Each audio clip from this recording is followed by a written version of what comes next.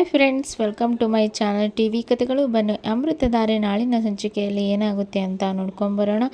ನೀವೇನಾದರೂ ನನ್ನ ಚಾನಲ್ನ ಫಸ್ಟ್ ಟೈಮ್ ನೋಡೋದಾದರೆ ಲೈಕ್ ಮಾಡಿ, ಶೇರ್ ಮಾಡಿ ಮತ್ತು ಸಬ್ಸ್ಕ್ರೈಬ್ ಮಾಡಿ.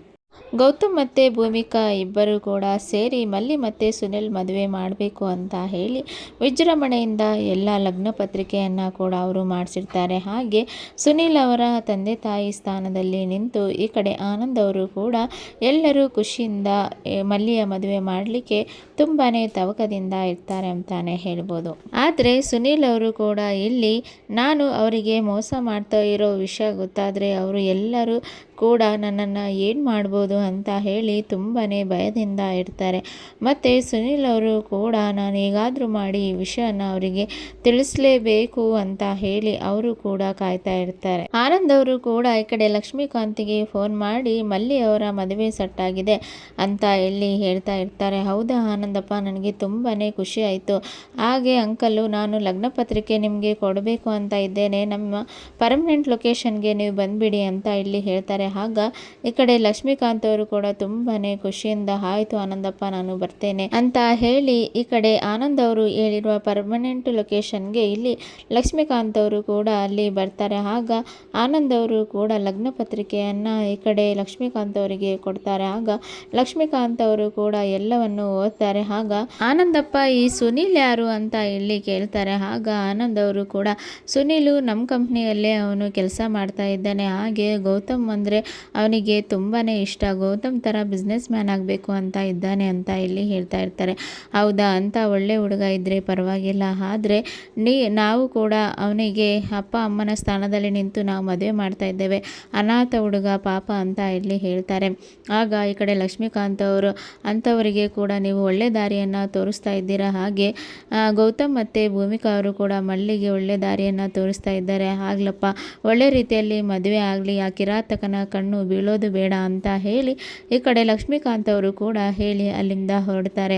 ಲಕ್ಷ್ಮೀಕಾಂತ್ ಅವರು ಕೂಡ ಮನೆಗೆ ಬರ್ತಾರೆ. ಪಾರ್ಥ ಮತ್ತು ಈ ಕಡೆ ಅಪೇಕ್ಷಾ ಅವರು ಕೂಡ ಕೂತು ಮಾತಾಡ್ತಾ ಇರ್ತಾರೆ. ಮಲ್ಲಿ ಅವರ ಮದುವೆ ಇದೆಯಲ್ಲ, ನಾವು ತಪ್ಪದೇ ಹೋಗಬೇಕು ಅಂತ ಹೇಳಿ ಮಾತಾಡ್ತಾ ಇರ್ತಾರೆ. ಆಗ ಲಕ್ಷ್ಮೀಕಾಂತ್ ಅವರು ಕೂಡ ಅವ್ರ ಹತ್ರ ಬಂದು, ಹೌದಾ ಪಾರ್ಥ, ಮಲ್ಲಿಯ ಮದುವೆ ಇದೆಯಾ? ಹೌದು, ಹೇಗೆ ಹುಡುಗ ಹಾಗೆ ಹೀಗೆ ಅಂತ ಇಲ್ಲಿ ಕೇಳ್ತಾ ಇರ್ತಾರೆ.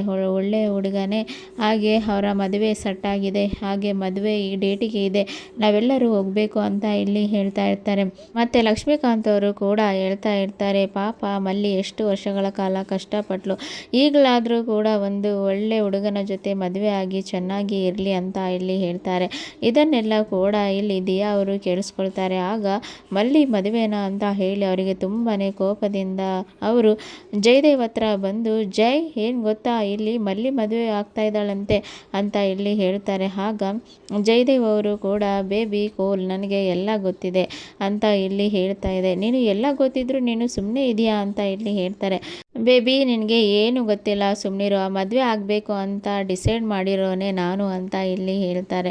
ಆಗ ದಿಯಾ ಅವರು ಕೂಡ, ನೀನು ಅವಳು ಖುಷಿಯಾಗಿರಬೇಕು ಅಂತ ಹೇಳಿ ನೀನೇ ಡಿಸೈಡ್ ಮಾಡಿಬಿಟ್ಟ ಅಂತ ಇಲ್ಲಿ ಹೇಳ್ತಾರೆ. ಆಗ ಈ ಕಡೆ ಜಯದೇವ್ ಅವರು ಕೂಡ, ಅವಳು ಖುಷಿಯಾಗಿ ಇರಬೇಕಂತ ಅಲ್ಲ, ಅವಳ ಜೀವನದಲ್ಲಿ ಯಾವಾಗಲೂ ಕೂಡ ತುಂಬ ದುಃಖದಿಂದ ಕಣ್ಣೀರು ಸುರಿಸುತ್ತಾ ಅದರ ಜ್ಞಾಪಕದಲ್ಲಿ ಅವಳು ಇರಬೇಕು, ಆ ಬ್ಲಡಿ ಮಲ್ಲಿ ಚೆನ್ನಾಗಿರಬೇಕು ಅಂತ ಹೇಳಿ ನಾನು ಬಯಸ್ತೀನ. ನೆವರ್ ಬೇಬಿ, ಬಾಯಲ್ಲಿ ಕುತ್ಕೋ ಅಂತ ಹೇಳಿ ದಿಯಾನ ತೊಡೆ ಮೇಲೆ ಕೂರಿಸ್ತಾರೆ. ಹಾಗೆ ಅವಳ ಮದುವೆ ಆಗ್ತಿರೋ ಗಂಡು ಯಾರು ನೋಡಿದ್ದು ಗೊತ್ತಾ, ನಾನೇ ಅವನನ್ನು ಕಳಿಸಿದ್ದು. ಹಾಗೆ ಅವನು ಮದುವೆ ಆಗೋಕೆ ಅಂತ ಅಲ್ಲ, ಅವನು ಈ ನಾಟಕ ಮಾಡಿ ಮದುವೆ ಆಗೋ ಸಮಯದಲ್ಲಿ ಸರಿಯಾಗಿ ಕೈಕೊಟ್ಟು ಅವರೆಲ್ಲರೂ ಕೂಡ ಅವನಿಗೋಸ್ಕರ ಅವರು ಕಾಯುವ ಹಾಗೆ ಮಲ್ಲಿನೂ ಕೂಡ ಅವನ ನೆನಪಿನಲ್ಲಿ ಕೊರಗಿ ಇರಬೇಕು. ಆ ರೀತಿಯಾಗಿ ಮಾಡೋಕೆ ನಾನು ಪ್ಲ್ಯಾನ್ ಮಾಡಿದ್ದೇನೆ ಬೇಬಿ ಅಂತ ಇಲ್ಲಿ ಹೇಳ್ತಾರೆ.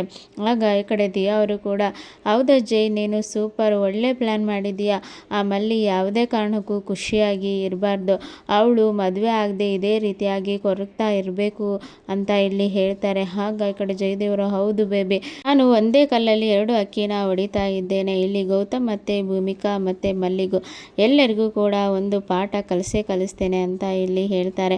ಇದನ್ನೆಲ್ಲ ಕೂಡ ಲಕ್ಷ್ಮೀಕಾಂತ್ ಅವರು ಕೇಳ್ತಾರೆ. ಆಗ ಈ ಕಿರಾತಕ ಇಷ್ಟೆಲ್ಲ ಪ್ಲ್ಯಾನ್ ಮಾಡಿದ್ದಾನೆ, ಇದನ್ನು ಬೇಗ ನಾನು ಆನಂದಪ್ಪಗೆ ತಿಳಿಸ್ಬೇಕು ಅಂತ ಹೇಳಿ ಲಕ್ಷ್ಮೀಕಾಂತ್ ಅವರು ಓಡಿ ಹೋಗಿ ಇಲ್ಲಿ ಕಾಲನ್ನು ಮಾಡ್ತಾರೆ. ಆಗ ಆನಂದ್ ಅವರಿಗೆ ಎಷ್ಟು ಕಾಲ್ ಮಾಡಿದ್ರು ಅವರು ಬ್ಯುಸಿಯಲ್ಲಿ ಇರ್ತಾರೆ, ಫೋನನ್ನು ರಿಸೀವ್ ಮಾಡ್ತಾರೋ ಇರಲ್ಲ. ಯಾಕೋ ಫೋನನ್ನು ರಿಸೀವ್ ಮಾಡ್ತಿಲ್ಲ, ನಾನು ಗೌತಮ್ ಮತ್ತು ಭೂಮಿಕಾ ಅವರಿಗೆ ಕಾಲ್ ಮಾಡೋಣ ಅಂತ ಹೇಳಿ ಕಾಲ್ ಮಾಡಲಿಕ್ಕೆ ಹೋಗ್ತಾರೆ. ಆದರೆ ಯಾರೂ ಕೂಡ ಫೋನನ್ನು ರಿಸೀವ್ ಮಾಡ್ತಾ ಇರಲ್ಲ, ಎಲ್ಲರೂ ತುಂಬಾ ಬ್ಯುಸಿಯಾಗಿರ್ತಾರೆ. ಮತ್ತು ಇಲ್ಲಿ ತಪ್ಪದೆ ಇಲ್ಲಿ ಲಕ್ಷ್ಮೀಕಾಂತ್ ಅವರು ಮತ್ತೊಮ್ಮೆ ಇಲ್ಲಿ ಆನಂದ್ಗೆ ಫೋನ್ ಮಾಡ್ತಾರೆ. ಆಗ ಆನಂದ್ ಅವರು ರಿಸೀವ್ ಮಾಡ್ತಾರೆ. ಆಗ ಏನು ಅಂಕಲ್, ಏನು ಫೋನ್ ಮಾಡಿರ್ತೀರಾ, ನಾವು ತುಂಬಾ ಬ್ಯುಸಿ ಇದ್ದೇವೆ ಅಂತ ಇಲ್ಲಿ ಹೇಳ್ತಾರೆ. ಆಗ ಲಕ್ಷ್ಮೀಕಾಂತ್ ಅವರು ಆನಂದಪ್ಪ ಇಲ್ಲಿ ದೊಡ್ಡ ಸಮಸ್ಯೆ ಆಗಿದೆ ಅಂತ ಇಲ್ಲಿ ಹೇಳ್ತಾರೆ. ಆಗ ಆನಂದ್ ಅವರು ಏನು ಅಂಕಲ್ ಏನಾಗಿದೆ ಅಂತ, ಮತ್ತೆ ಆ ಜಯದೇವ್ ಏನಾದರೂ ಮಾಡಿದ್ನಾ ಅಂತ ಇಲ್ಲಿ ಹೇಳ್ತಾರೆ. ಆಗ ಇಲ್ಲಿ ಹೌದು, ನೀವು ಮದುವೆ ಮಾಡ್ತಾ ಇದ್ದೀರಾ ಮಲ್ಲಿ ಮತ್ತು ಸುನೀಲು, ಆ ಸುನೀಲು ಜಯದೇವ್ ಕಳಿಸಿರೋ ಹುಡುಗ ಅಂತೆ. ಹಾಗೆ ಮಲ್ಲಿನ ಪಟಾಯಿಸ್ಕೊಂಡು ಲವ್ ಮಾಡಿ ಅವಳಿಗೆ ಮದುವೆ ಆಗೋ ಥರ ನಾಟಕ ಮಾಡಬೇಕು ಅಂತ ಹೇಳಿ ಜಯದೇವು ಪ್ಲ್ಯಾನ್ ಮಾಡಿ ಕಳಿಸಿರೋದು. ಆಮೇಲೆ ಅವನು ಅವಳಿಗೆ ಮದುವೆ ಆಗದೆ ತಾಳಿ ಕಟ್ಟೋ ಟೈಮಲ್ಲಿ ಅವಳನ್ನು ಬಿಟ್ಟು ಅವನು ಹೋಗ್ತಾನೆ ಅಂತ ಹೇಳಿ ಇಲ್ಲಿ ಜಯದೇವ್ ಅವರು ಅವನ ಹೆಂಡತಿ ಜೊತೆ ಮಾತಾಡ್ತಿರೋದನ್ನು ನಾನೇ ಕೇಳಿಸ್ಕೊಂಡೆ ಅಂತ ಇಲ್ಲಿ ಹೇಳ್ತಾರೆ. ಆಗ ಈ ಕಡೆ ಆನಂದ್ ಅವರು ತುಂಬಾ ಶಾಕ್ ಆಗಿ ಒಂದೇ ಸರಿ ಫೋನನ್ನು ಬಿಡ್ತಾರೆ. ಆಗ ಈ ಕಡೆ ಮತ್ತೆ ಅವರು ಫೋನನ್ನು ತೆಗೆದುಕೊಂಡು ಆನಂದಪ್ಪ, ನೀನು ಹೇಗಾದರೂ ಮಾಡಿ ಮದುವೆನ ನಿಲ್ಲಿಸಬೇಕು, ಗೌತಮ್ ಮತ್ತು ಭೂಮಿಕಾಗೆ ವಿಷಯನ ಆದಷ್ಟು ಬೇಗ ತಿಳಿಸ್ಬೇಕು ಅಂತ ಇಲ್ಲಿ ಹೇಳ್ತಾರೆ.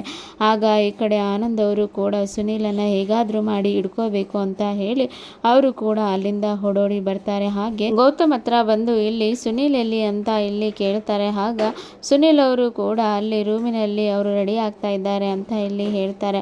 ಆಗ ಗೆಳೆಯ, ನಿನ್ನ ಹತ್ರ ಒಂದು ನಾನು ವಿಷಯ ಹೇಳಬೇಕು ಅಂತ ಇಲ್ಲಿ ಹೇಳ್ತಾರೆ. ಏನು ಆನಂದ್, ಈ ಮನೆಯಲ್ಲಿ ಇಷ್ಟೆಲ್ಲ ಮದುವೆ ಕೆಲಸ ಇದೆ, ಈಗ ನಿನ್ನ ಹತ್ರ ಮಾತಾಡ್ತಾ ಕೂರ್ಲಿಕ್ಕೆ ನನಗೆ ಟೈಮ್ ಇಲ್ಲ ಅಂತ ಇಲ್ಲಿ ಹೇಳ್ತಾರೆ.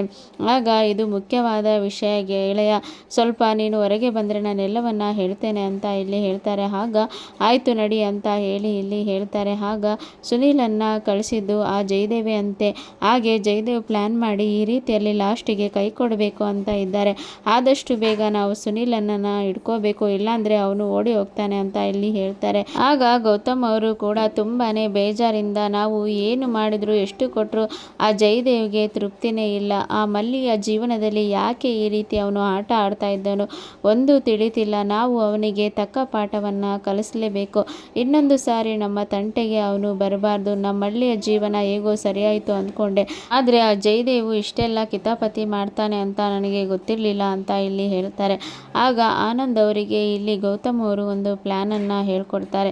ಹೇಗಾದರೂ ಮಾಡಿ ಸುನೀಲನ್ನು ಹಿಡ್ಕೋಬೇಕು ಅಂತ ಹೇಳಿ ಅವನು ಎಲ್ಲಿಗೆ ಹೋಗದ ಹಾಗೆ ನೋಡ್ಕೋಬೇಕು, ಮತ್ತು ಅವನು ಹೇಗೆ ನಮ್ಮ ಮಲ್ಲಿಯ ಜೀವನವನ್ನು ಹಾಳು ಮಾಡ್ತಾನೆ, ಮಲ್ಲಿಗೆ ಇದು ಯಾವುದೇ ರೀತಿ ವಿಷಯನ ತಿಳಿಬಾರ್ದು, ಸುನೀಲ್ ಕೈಯಲ್ಲೇ ನಮ್ಮ ಮಲ್ಲಿ ಕುತ್ತಿಗೆಗೆ ತಾಳಿ ಕಟ್ಟಿಸ್ಬೇಕು ಅಂತ ಹೇಳಿ ಹೇಳ್ತಾರೆ.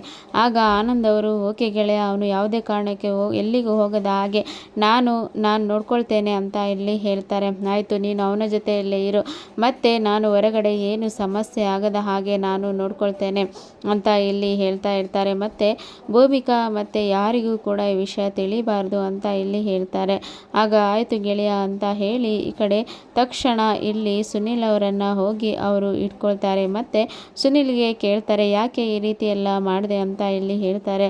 ಆಗ ಅವರು ತುಂಬಾ ಬೇಜಾರದಿಂದ, ಸರ್ ನನ್ನ ಕ್ಷಮಿಸಿಬಿಡಿ, ನಾನು ಈ ರೀತಿಯಾಗಿ ಮಾಡಬೇಕಂತ ಇರಲಿಲ್ಲ, ನಾನು ಎಷ್ಟೋ ಹೋಗಿ ಹೇಳಿದೆ ಸರ್, ನಾನೆಲ್ಲ ನಿಜ ಹೇಳ್ತೇನೆ ಅಂತ, ಆದರೆ ಅವರೇ ನನ್ನನ್ನು ಹೇಳಲಿಕ್ಕೆ ಬಿಡಲಿಲ್ಲ, ನಿನ್ನ ಕೆಲಸ ನೀನು ಮಾಡು, ನಾನೆಲ್ಲವನ್ನ ನೋಡ್ಕೊಳ್ತೇನೆ ಅಂತ ಹೇಳ್ತಿದ್ರು ಸರ್, ನನ್ನನ್ನು ದಯವಿಟ್ಟು ಕ್ಷಮಿಸಿಬಿಡಿ ಅಂತ ಇಲ್ಲಿ ಹೇಳ್ತಾ ಇರ್ತಾರೆ. ಆಗ ನಿನ್ನನ್ನು ಕ್ಷಮಿಸೋದಲ್ಲ, ನೀನು ನಮ್ಮ ಮಲ್ಲಿ ಕುತ್ತಿಗೆಗೆ ತಾಳಿ ಕಟ್ಟಬೇಕು ಅಂತ ಹೇಳಿ ಮದುವೆ ಮಾಡಿಸ್ತಾರೆ. ಇಲ್ಲಿನವರೆಗೆ ಇವತ್ತಿನ ಸಂಚಿಕೆ. Thank you for watching.